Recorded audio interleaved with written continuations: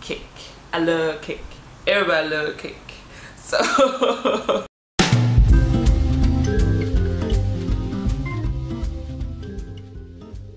hi guys, behind me are everything you will need to make a delicious flourless chocolate cake. It is gluten-free. Dun, dun, dun. Okay, before I go on, gluten-free does not necessarily mean healthier. I've been on this gluten-free diet for about under 2 years, and one thing I've noticed is on the market, anything that is gluten-free just means high fat or high sugar or a weird combination of both. Now, that being said, if you do eat things like bread and pasta and you bloat to the point where you're in tears, then it's possible you do have a slight intolerance. But anyways, cake. This cake is the bee's knees. I tried it 3 times now, and I am in love. And I've almost, every single time I made it, I've almost just sat there in one sitting and just scoffed down the whole tin. If you leave it for 3 days and you punish yourself and you say, I won't eat it, it becomes a brownie. I mean, come on, a brownie. It is moist in some areas, like hard and crispy in others. Gooey. I haven't even started and I'm already like hungry. Yeah, so just follow me and I'm going to make this cake.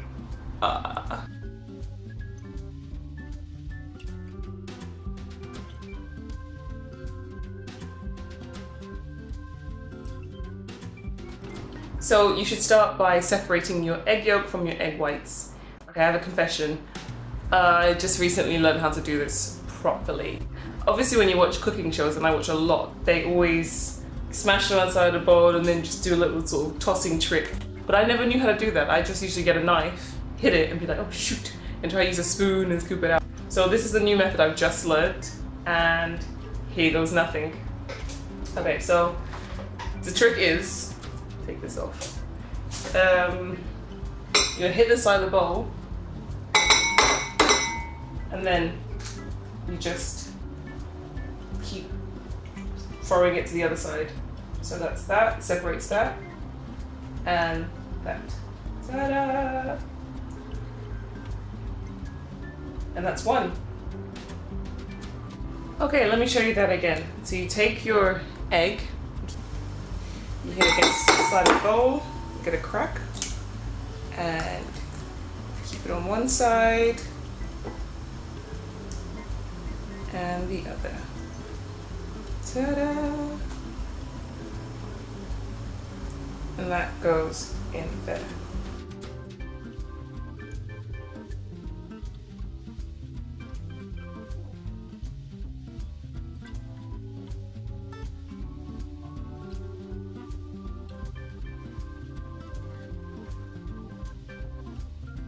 I've made an improvised bain-marie and I'll be melting my butter and my chocolate together. So I've gone and combined my sugars, and now I'm going to add my egg yolk. I recommend that when you combine your sugars and your egg yolks together, you use a spoon. The first time I did it, I got sugar and egg yolks everywhere. Was not fun. But once it's all combined, then you can bring out the big guns. Now you want to use your mixer until it's doubled in volume, so that could take a while depending on how powerful yours is.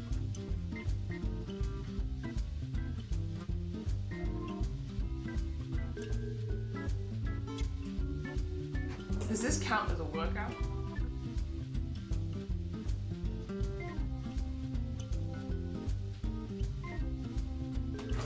So now that's doubled in size, it's a lot creamier, and when you drip it onto itself, it leaves an impression, and that's how you know that it's combined well. Now we're just going to sift our cocoa powder. It's best if you sift it and not dump it in, otherwise you're going to get lumps of dry cocoa, and that's not really nice. When you make this recipe, you want to create a lot of air between the mixtures, so that's why you whisk a lot, and that's why you sieve a lot.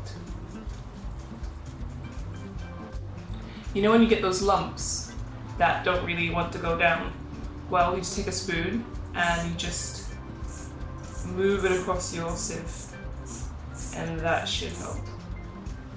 Just break them up a little bit. I've got giant lumps in there actually. And even just tapping it as well helps. But whatever you do, don't do what I did once, it's just like, oh screw it, no, and dump it in, because it's not nice to get giant chunks of cocoa powder in your cake. Try not to push it too much. You want to create figures of 8s. Now I would recommend you add your salt and your coffee and your flavorings / extracts. So my vanilla extract goes in. I'm using 1 capful. I don't actually use teaspoons, I use capfuls. And 1 of my milk, because I like the way it smells. It smells really good. So combine it.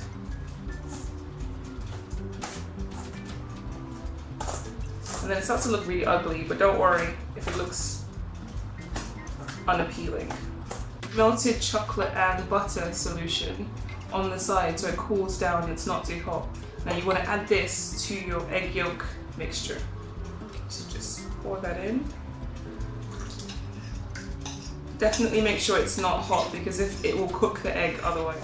Gently fold it in. Right now you're wondering, what the hell am I making, because it looks like a giant bit of goo. But if it does look really ugly, then you're on the right track. It should not look pretty. The first time I made this, I thought I was doing it wrong, but it was tasty. Yeah. Once it's really combined and you don't see the lumps, then you're done. So I let my hands go because I'm a over stirrer, and you leave it to the side. Now you take your egg whites and you whisk it forever, basically till it gets to the soft peak stage, and I'll show you what that means. So right now it's like a yellowy egg whitey color. Just gotta whisk it for about 5 to 10 minutes on high power.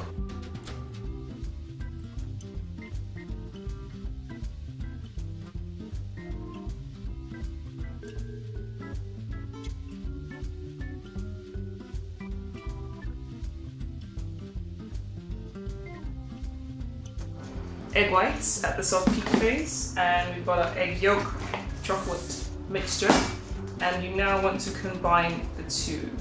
Now you want to do this really slowly, otherwise you push out all the air that you've created, and that's going to ruin everything. I just start by shoveling a little bit in and combining it.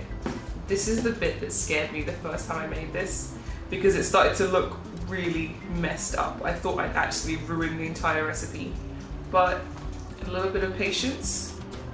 So just add a little bit more. And it starts to look like, I don't know, like poo. Like sorry. It's not the nicest, prettiest recipe so far I've ever made, so yeah, just be careful how you mix it. So there you are, your mixture. It should look something like that. Now that is not pretty by a long shot, but that is what it looks like, because there is no flour. So you take your cake form. I'm using 2 because I'm going to make the little circle one and the brownie shaped one, and you just throw it in. Putting it in my oven and baking it for 40 minutes. As I was trying to get it out of the springform pan, I put my finger through it. Don't ask me how or why, but I did. All you need to do to disguise any imperfection is to put a little bit of frosting on top. And of course, to be honest, this cake does not look as pretty or as raised as the regular flour variety, but trust me, this is the best chocolate cake you will ever make. allow it to cool, and have with a nice cup of tea. Enjoy!